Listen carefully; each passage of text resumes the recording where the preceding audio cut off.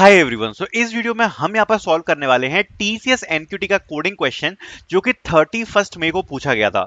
अब ये जो कोडिंग क्वेश्चन मैं सॉल्व करा रहा हूँ आपको पहले ही बता रहा हूँ, मैं किसी की हिम्मत नहीं यूट्यूब पे ऐसे कोडिंग क्वेश्चंस को सॉल्व करवा ले, क्योंकि उनको खुद ही नहीं आता तो वो क्या सॉल्व करवाएंगे। और देखो प्रॉब्लम पता है क्या हो जाती है, प्रॉब्लम ये हो जाती है कि मैं यहाँ पर जो एक्चुअल चीज है वो सॉल्व करवाता हूँ। जिन भी बच्चों ने 31 मई को एग्जाम दिया पूछ लेना, ये सेम क्वेश्चन आया था टीसीएस के अंदर।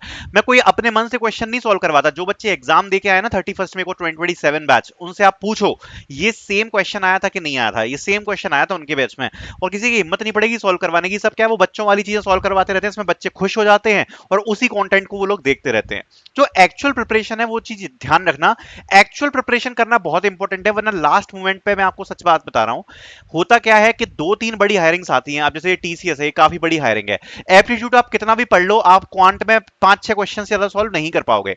खेल होता है कोडिंग में, कोडिंग में ही तो खेल होता है। अगर आप कोडिंग में अच्छा परफॉर्म करोगे, अगर आपकी कोडिंग की प्रिपरेशन अच्छी होती जिन बच्चों ने 31 को दिया था, और ये क्वेश्चन अगर आप सॉल्व कर लेते, तो मैं आपको गारंटी दे रहा हूं कि प्राइम का इंटरव्यू आपको आता। प्राइम का सोच रहे होता highest position that is TCS prime, उसका इंटरव्यू अगर आपको आ जाता। इंटरव्यूज तो कुछ नहीं होते, वो क्रैक हो जाते हैं, मेन तो यही होता है असेसमेंट।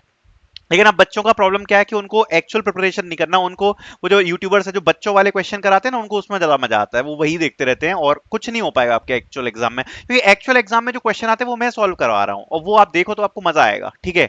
और दूसरी चीज ये है कि अगर आप अपनी प्रिपरेशन करना चाह रहे हो तो अभी से राइट नाउ स्टार्ट करो। अगर आप लोगों के कॉलेज में टीसीएस आ रही है या ऑफ कैंपस के लिए भी अगर आप प्रिपेयर करना चाह रहे हो, ठीक है, आपको मॉक टेस्ट सीरीज की लिंक डिस्क्रिप्शन में मिल जाएगी। इसमें आपको अच्छे लेवल वाले क्वेश्चन मिलेंगे जो टीसीएस पूछती है। ये जो क्वेश्चंस हैं ये आपको बहलाने के लिए नहीं है, ये टीसीएस जो पूछती है वैसे क्वेश्चन है जो हम लाइव टेस्ट कंडक्ट कराते हैं। अभी तो लाइव टेस्ट हम इसलिए नहीं करा रहे क्योंकि अभी ज्यादातर बच्चों के एग्जाम नहीं है। जब आपके एग्जाम खुलेंगे तो लाइव टेस्ट ओपन हो जाएंगे। इसमें जो एक्चुअल टीसीएस के क्वेश्चन होते हैं ना, उस लेवल के एग्जाम आपको इसमें जो क्वेश्चन है वो देखने को मिलेंगे। कोडिंग शीट सबने प्रोवाइड करवा रखी है, इनसे प्रैक्टिस करो। और उससे पहले आप ये डेली टेस्ट है ना, इसका आप यूज कर सकते हो प्रैक्टिस के लिए। प्लस प्रैक्टिस सेट्स दे रखे हैं, इनको आपको सॉल्व करने में 1 महीना लग जाएगा, 2 महीना लग जाएगा, तब जाके आपकी अच्छी प्रैक्टिस हो पाएगी। तो 1-2 महीना तो आपको देना पड़ेगा। You can purchase the series link will be in the description. And सही बता रहा हूं, तैयारी करना स्टार्ट कर दो वरना लास्ट में प्रॉब्लम आ जाएगी। ठीक है। सो जो क्वेश्चन था, क्वेश्चन का लेवल देखना। इस क्वेश्चन को मैं, अगर ये क्वेश्चन लीड कोड पे होता तो मैं इसको मीडियम या हार्ड कैटेगरी में मानता। मीडियम या हार्ड कैटेगरी का क्वेश्चन है ये लीड कोड का। एंड अगर आप देखोगे तो इस साल टीसीएस पूछ रही है ऐसे क्वेश्चन। ओके, तो इसको समझते हैं। ये कह रहे हैं you are given a K sorted arrays, find the smallest range L R such that at least one element from each array lies inside the range. ये बोल रहे हैं कि हमें के सॉर्टेड एरे दिए हैं, ध्यान से सुनना, के सॉर्टेड एरे दिए हैं। ठीक है। अब जैसे फॉर एग्जांपल अगर के की वैल्यू है 3, मतलब कितने सॉर्टेड एरे दिए होंगे, 3 सॉर्टेड एरे दिए होंगे, राइट। तो अगर 3 सॉर्टेड एरे दिए हैं जो कि हमारे पास इनपुट में दिए हैं, तो सबसे पहले वो देख लेते हैं। तो हमारा जो एरे 1 है वो ये दिया है, एरे 2 ये दिया है, एरे 3 ये दिया है। ठीक है। के की वैल्यू 3 है। हमें एक स्मॉलेस्ट रेंज फाइंड करनी है एल आर। एल आर ये क्या होनी चाहिए, क्या कंडीशन है, स्मॉलेस्ट रेंज होनी चाहिए, ये बोल रहा है। ठीक है। और उस रेंज में क्या होना चाहिए, सच that at least one element from each array lies inside the array range. ठीक है। मतलब वो कह रहा है कि वो जो रेंज है वो ऐसी होनी चाहिए कि उस रेंज में, जो एल आर रेंज है, उसमें हर एरे का एटलीस्ट एक एलिमेंट आना चाहिए, एटलीस्ट एक एलिमेंट। ठीक है। फॉर एन एग्जाम्पल, और जो कंडीशन है वो ये है, जो रेंज है वो स्मॉलेस्ट होनी चाहिए। सबसे पहले स्मॉलेस्ट रेंज का क्या मतलब होता है, स्मॉलेस्ट रेंज का मतलब है it should be R minus L should be smallest. R minus L should be smallest. ध्यान समझ में आ गया। एल आर की स्मॉलेस्ट रेंज का क्या मतलब है, अगर आर माइनस एल स्मॉलेस्ट है तो that will be a smallest range. ठीक है। और हर एरे से एक एलिमेंट उसमें होना चाहिए। ठीक है।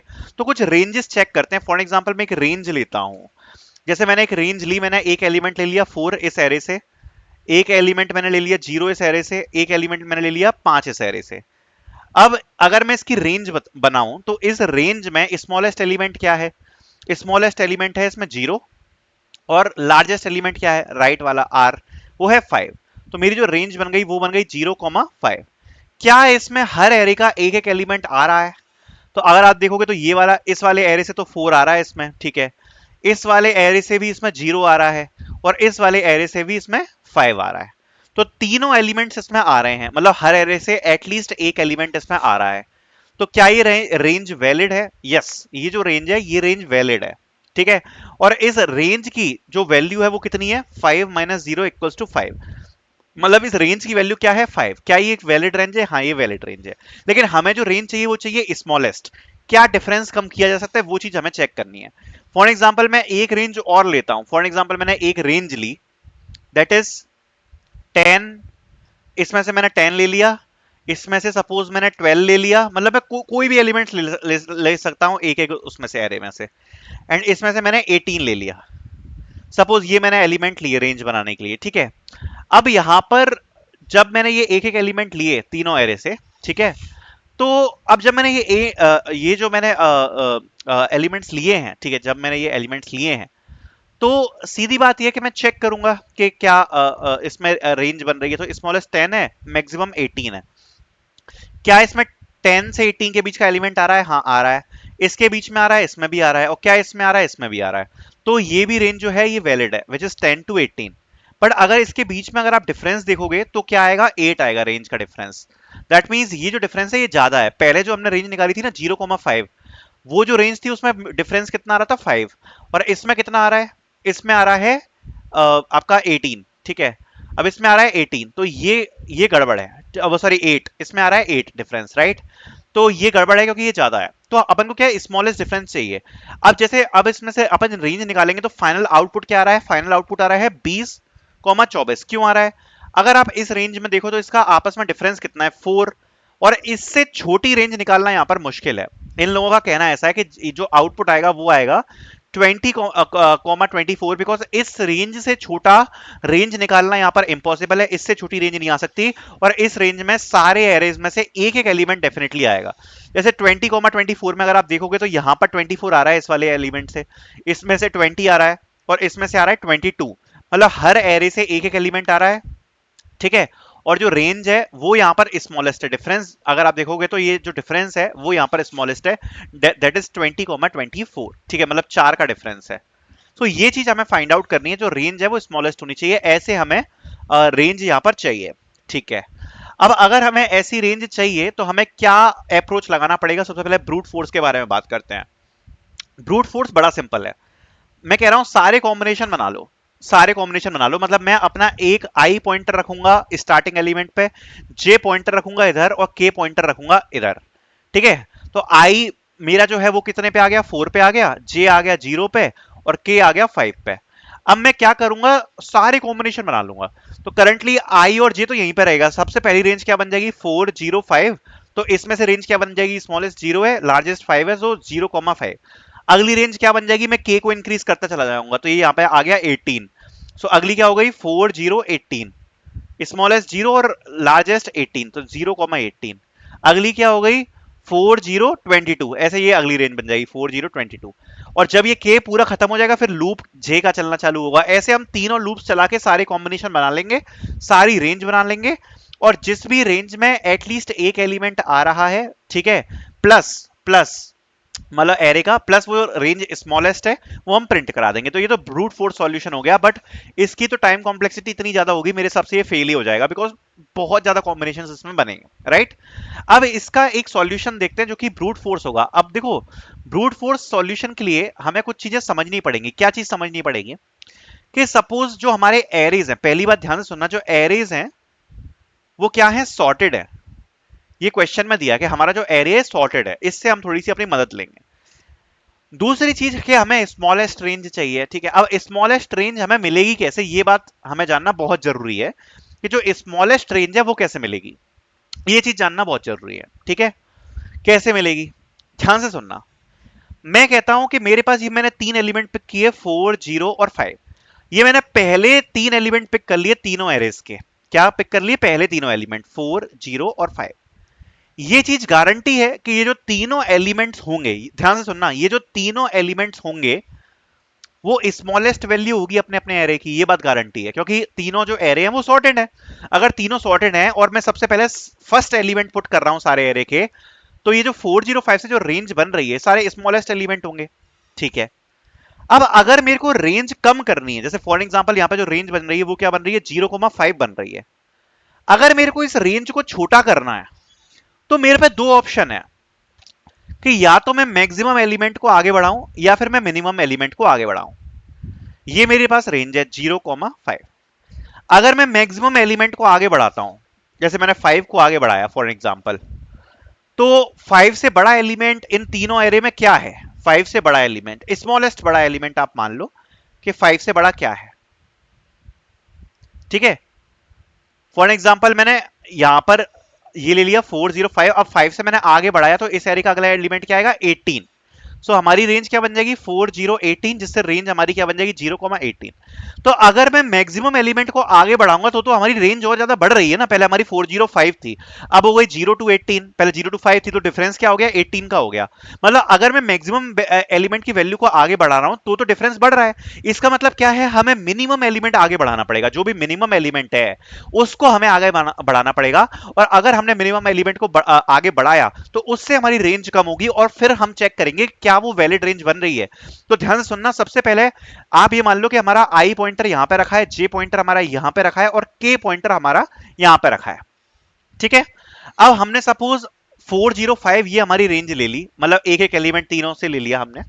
ठीक है, तीनों से एक एक एलिमेंट लेने के बाद हमारी जो रेंज है वो क्या बन गई? 0,5, और ये वैलिड रेंज है। ठीक है, अब मैं अपने पॉइंटर को आगे बढ़ाऊंगा। अब इसमें से जो स्मॉलेस्ट एलिमेंट क्या है? स्मॉलेस्ट एलिमेंट है इसमें से 0, राइट? 0 इसमें से स्मॉलेस्ट एलिमेंट है, तो मैं उसको आगे बढ़ाऊंगा। अगर मैं 0 को आगे बढ़ाता हूं तो अगला एलिमेंट क्या आएगा? 9। सो जो हमारी रेंज बन जाएगी वो क्या बन जाएगी? 495। और जो हमारी रेंज बनेगी वो क्या बन जाएगी? 4,5, क्योंकि 4 मिनिमम है और 5 क्या है? मैक्सिमम है, राइट? सॉरी, हमारी जो रेंज बन जाएगी वो क्या बन जाएगी? 4,9। हमारी जो रेंज बन जाएगी वो बन जाएगी 4,9, क्योंकि जो 4 है वो मिनिमम है और 9 जो है हमारा अब मैक्सिमम हो चुका है। अब हम इसमें चेक करेंगे क्या ये वैलिड रेंज है। तो इसमें अगर हम देखेंगे तो 4 इसमें से एक एलिमेंट आ रहा है, 9 इसमें से एक एलिमेंट आ रहा है, 5 इसमें से, तो ये भी वैलिड रेंज है। इस रेंज का डिफरेंस था 5 और इसका भी डिफरेंस है 5। अब इनमें से मिनिमम एलिमेंट क्या है? 4, उसको हम आगे बढ़ाएंगे। तो 4 को आगे बढ़ाया, यहां पर क्या आ गया? 10, तो 10 9 5, अगली रेंज हमारी ये बन गई। सो अगर इसमें आप वैलिड रेंज देखोगे तो क्या बनेगा? 5,10। तो इसकी भी जो डिफरेंस है वो कितनी है? 5। तो ऐसे जो मिनिमम एलिमेंट है ना, हम उसको आगे बढ़ाते चले जाएंगे। अब जो मिनिमम एलिमेंट आ रहा है यहाँ पर क्या आ रहा है? 5। 5 को आगे बढ़ाएंगे, कितना आ गया? 18। तो ये हो गया 10, 9, 18, ये हमारा कॉम्बिनेशन बन गया। तो इसमें हमारी रेंज क्या बन जाएगी? 9, 18। एंड इसमें डिफरेंस कितना आ जाएगा? 9 का, तो ये तो बड़ा हो गया। अब इसमें से हम आगे बढ़ाएंगे इसको, तो ये आ गया 12। तो यहां पर क्या हो जाएगा? 10, 12, 18, यही तो रेंज बनेगी हमारी अगली। तो इसमें भी डिफरेंस क्या आ गया? 8। ठीक है, ऐसे हम जब आगे बढ़ाते जाएंगे तो हमारे पास एक सिचुएशन आएगी जब हमारी जो रेंज बन जाएगी वो बन जाएगी 20,24, राइट? एंड जिस वक्त ये रेंज हमारी बनेगी 20,24, उस वक्त हमारी बेस्ट रेंज आ जाएगी। बेस्ट रेंज आ जाएगी, राइट? और जैसे ही बेस्ट रेंज आ जाएगी तो उसको हम स्टोर कर लेंगे। तो ये हमारा बेसिक अप्रोच होगी।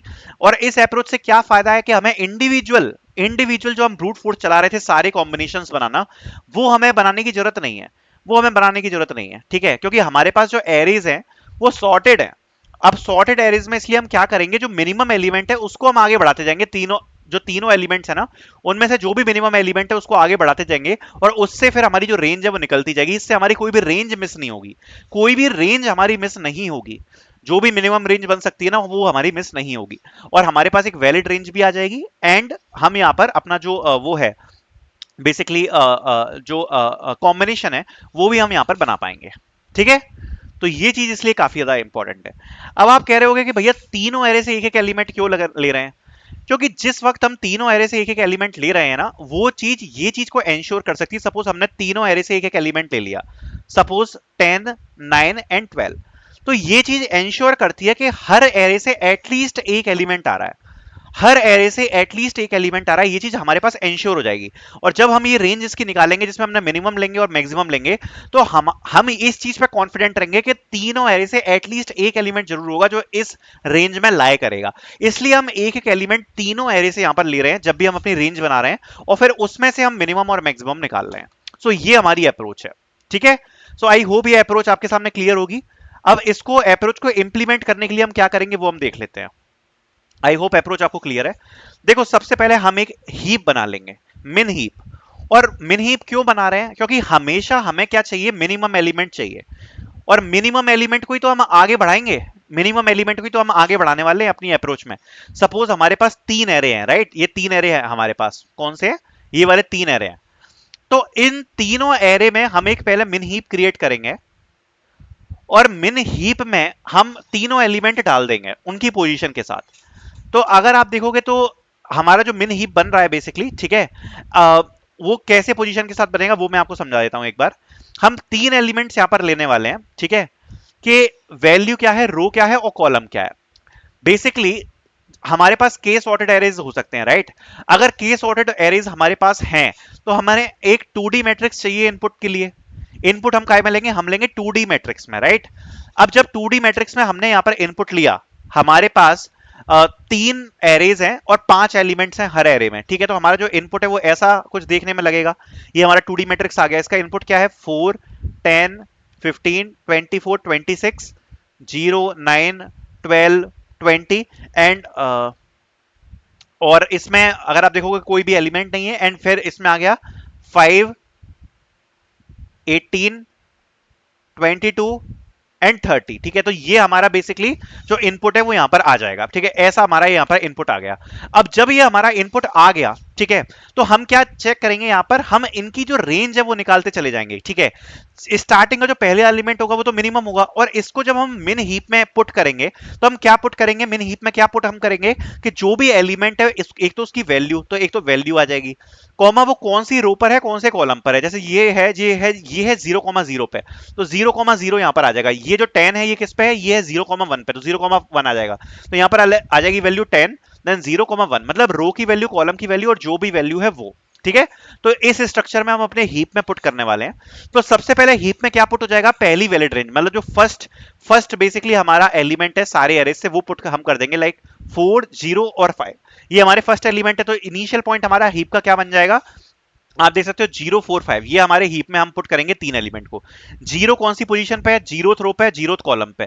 4 किस पोजीशन पे है, फर्स्ट रो पे 0 कॉलम पे। एंड 5th किस पोजीशन पे है, सेकंड रो पे 0th कॉलम पे। तो हमारा जो हीप है करंटली, हमारा हीप कुछ इस प्रकार से दिखेगा। अब जो हमारा करंट मैक्सिमम है वो क्या है, 5, और करंट मिनिमम क्या है, करंट मिनिमम है 0, ठीक है। तो करंट मैक्सिमम हमारा क्या है, 5 है, और करंट मिनिमम 0 है। तो जो हमारा मिन हीप है उसमें जो सबसे ऊपर रहेगा टॉप पे वो मिनिमम वाला रहेगा। तो ये वाला जो बेसिकली एलिमेंट है वो हमारा सबसे टॉप पर रहेगा हीप में, ठीक है। अब जब पहली इटरेशन होगी तो आप देख सकते हो करंट रेंज हमारी क्या बन गई, 0,5 बन गई, क्योंकि करंट मिनिमम कितना है 0 और मैक्सिमम कितना है 5, ठीक है। तो इसका जो आंसर है वो हम स्टोर कर लेंगे अपने फाइनल आंसर में, क्या अभी के लिए हमारा जो आंसर है वो 5 है, जो रेंज है वो 5 है, ठीक है। अब हम किसको रिमूव करेंगे, अपने स्मॉलेस्ट एलिमेंट को। हमारे पास क्या तीन एलिमेंट थे, 4 0 और 5। अब इसमें जो स्मॉलेस्ट है 0, इसको हम रिमूव करेंगे। ये हमारा रिमूव हो जाएगा क्योंकि ये स्मॉलेस्ट है, जैसा मैंने आपको बताया था। और 0 को रिमूव करके अब हम आगे बढ़ेंगे, कौन से एरे में आगे बढ़ेंगे। 0 के पास क्या स्टोर था, 0 के पास क्या स्टोर था देख लो जरा एक बार। अच्छा, हीप में हमने 0 4 5 जो स्टोर किया, इसमें हमने नंबरिंग गलत करी है। बेसिकली 0 सेकंड एरे में है, तो 0 के यहां पर आएगा, ये फर्स्ट रो है और 0 कॉलम है। और जो 4 है वो 0,0 पे है, राइट। एक सेकंड, हाँ, जो 4 है वो 0,0 पे है, ओके। सो अब हम जब नेक्स्ट एलिमेंट पे आगे बढ़ेंगे 0 के बाद, वो कैसे आगे बढ़ेंगे, जिस भी रो पे है और जिस भी कॉलम पे है उस कॉलम को हम +1 कर देंगे, तो हम जो उसके अगले एलिमेंट है उस पे आ जाएंगे। मतलब अगर आप देख सकते हो तो 0 का जो अगला एलिमेंट है वो 9 है, तो हम 9 को अब इंसर्ट करवा देंगे, राइट। तो 9 हमारा यहाँ पर अब इंसर्ट हो जाएगा। तो एरे 2 में आप देख सकते हो 0 के बाद 9 है, तो 9 हमारा इंसर्ट हो जाएगा। तो हमारा हीप है अब वो कैसा लगने लगेगा, 4 5 एंड 9। अब हम इसकी दोबारा से रेंज निकालेंगे, तो इसकी रेंज क्या आएगी, मिनिमम 4 है, मैक्सिमम 9 है, तो रेंज कितनी आ गई 5। तो अभी भी हमारा आंसर जो है वो 5 ही है। अब इन तीनों में से मिनिमम क्या है, इन तीनों में से मिनिमम है हमारा 4, राइट। तो 4 कहां पर स्टोर है, 4 के बगल में क्या स्टोर है एक बार देखो।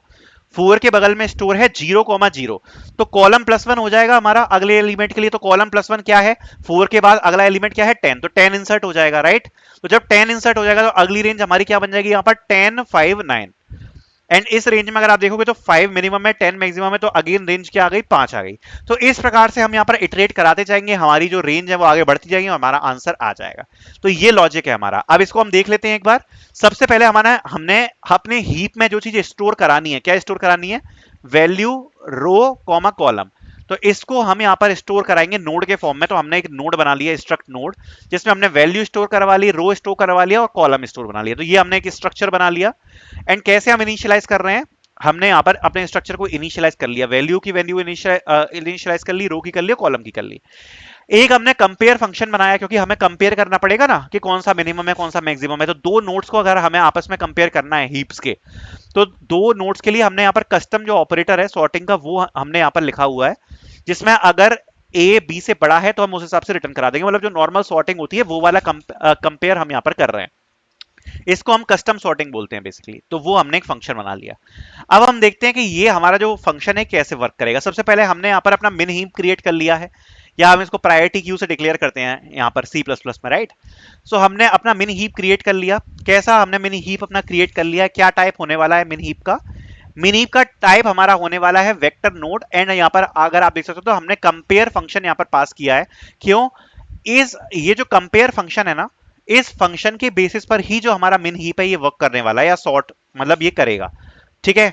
सो यहां पर आप देख सकते हो, तो हमने जो टाइप डिक्लेयर किया है वो यहां पर नोड टाइप जो है वो यहां पर अपनी प्रायोरिटी क्यू का डिक्लेयर किया है। ओके, उसके बाद हम क्या करेंगे, सबसे पहले जो अपने फर्स्ट एलिमेंट है, अगर आपको याद हो तो हमने क्या इंसर्ट करवाया था, 4,0,5, ये तीनों फर्स्ट एलिमेंट थे 2D मैट्रिक्स के, राइट। तो अगर आप देख सकते हो तो सबसे पहले हमने जो अपने फर्स्ट एलिमेंट है, दैट इज जो भी हमारा 2D मैट्रिक्स हमें दिया गया है, तो 2D मैट्रिक्स हमें नम्स में दिया गया है, राइट। तो उसके जो फर्स्ट एलिमेंट है, मतलब कॉलम की वैल्यू क्या होगी, कॉलम की वैल्यू होगी 0।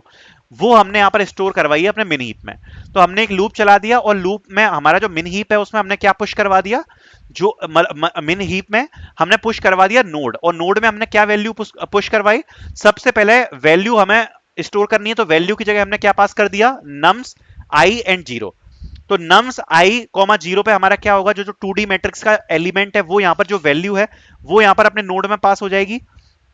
आई क्या है, रो है, रो नंबर हमने पास करा दिया, कॉलम तो 0 ही रहेगा। तो ith रो पे 0th कॉलम पे ये हमने स्टोर करा लिया। तो हमारा जो मिनिमम मिन हीप है वो कैसा दिखेगा, 4। और ये किस पोजीशन पे आ रहा है, 0th रो पे 0th कॉलम पे। तो पहली रो ये इंसर्ट हो जाएगी। अगला क्या इंसर्ट होगा, 0, जो कौन से रो पे आ रहा है, फर्स्ट रो पे 0 कॉलम पे। और अगला एलिमेंट क्या स्टोर हो जाएगा, 5। 5 वैल्यू है, सेकंड रो है, और 0th कॉलम है। तो हमारा जो मिन हीप है उसमें अभी करंटली ये 3 एलिमेंट्स इंसर्ट हो जाएंगे। और जब ये 3 एलिमेंट्स इंसर्ट हो जाएंगे तो हमेशा टॉप पे कौन सा एलिमेंट रहेगा, ये वाला एलिमेंट टॉप पे रहेगा, क्योंकि ये मिन हीप है। तो जो सबसे छोटा एलिमेंट है वो सबसे ऊपर रहेगा, राइट। अभी हमने क्या किया, ये तीनों एलिमेंट्स को अपने मिन हीप में स्टोर करवा लिया, और जो करंट मैक्सिमम एलिमेंट है उसको हमने स्टोर कर लिया करंट मैक्स वेरिएबल में। जो हमारा करंट मैक्स वेरिएबल है उसमें अभी हमने जो भी मैक्सिमम एलिमेंट है वो हमने स्टोर करवा लिया अपने हीप से। तो अभी करंट मैक्स क्या है अपना 5, ठीक है। अब उसके बाद हमने एक रेंज बना ली, जो हमारी रेंज है वो 0 से स्टार्ट हो रही है और एंड हो रही है इंट मैक्स पे, आंसर स्टोर करने के लिए, ठीक है। इसमें जो रेंज है ये आप ये मान लो, इसमें L, R हमारा स्टोर होगा, जो फाइनल रेंज है वो हम इसमें स्टोर करेंगे, ठीक है। अब हम यहाँ पर हमने अपने ये तीनों जो फर्स्ट एलिमेंट्स हैं वो हमने अब यहाँ पर अपने मिन हीप में इंसर्ट करवा लिए, ठीक है। अब हम क्या करेंगे, जो हमने समझा था सेम काम हम यहाँ पे करने वाले हैं।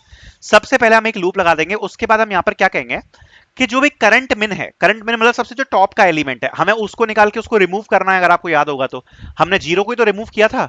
तो अभी हमारे पास क्या है, 4 है, 0 है और 5 है, ये 3 एलिमेंट्स हैं हमारे मिन हीप में, राइट। तो जो करंट मिन है वो क्या होगा, मिन हीप पे टॉप पे होगा। तो 0 हमने सबसे पहले निकाल लिया। अब 0 जब हमने निकाल लिया तो 0 को निकाल के सबसे पहले हमने क्या करेंगे, पॉप करेंगे, ये टॉप पे होगा। जो हमारा मिन हीप है वो कैसे दिखेगा, ऐसे दिखेगा, 0 4 5 ऐसा दिखेगा हमारा मिन हीप, क्योंकि वो सबसे छोटे एलिमेंट को टॉप पे स्टोर करता है। तो 0 को हमने क्या करा दिया, पॉप करा दिया, 0 हमारा हट जाएगा। अब जब हमारा 0 हट गया उसके बाद हम अपनी क्या, हमने जो करंट रेंज है वो करंट रेंज निकाल लेंगे। करंट रेंज हमारी क्या होगी, करंट मैक्स माइनस करंट मिन वैल्यू। सो करंट मिन क्या है, करंट मिन में अभी हमने जो ये 0 निकाला ये होने वाला है, राइट। सो 5 करंट मैक्स था हमारा 5, तो 5 माइनस 0, तो अभी हमारी करंट रेंज क्या आ गई, 5 आ गई, ठीक है। तो ये अभी हम करंट मैक्स में स्टोर करा देंगे। फिर हम चेक कर लेंगे क्या ये बेस्ट रेंज है, हम इसको कंपेयर करेंगे। जो भी हमारी बेस्ट रेंज थी उसका आंसर हम इसमें स्टोर करवा रहे थे ना, range start and range and में।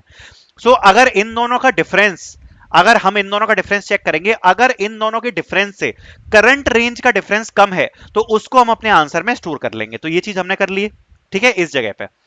उसके बाद हम अपने रो की वैल्यू और कॉलम की वैल्यू निकालेंगे, क्योंकि अभी हमने 0 को पॉप आउट किया है, और 0 किस रो पे था, 1 रो पे और 0 कॉलम पे, इसी वैल्यू पे तो था 0 हमारा, ये तो चीज हमने समझी थी। हम चेक करेंगे क्या कॉलम प्लस 1 जो है, मतलब जो हम अगली उस पे जा रहे हैं, क्या वो वैलिड रेंज है, मतलब उतना एरे है हमारे पास कि नहीं 2D मैट्रिक्स में। ठीक है, तो हम ये चेक करेंगे कि हम कॉलम को आगे बढ़ा सकते हैं नेक्स्ट एलिमेंट के लिए।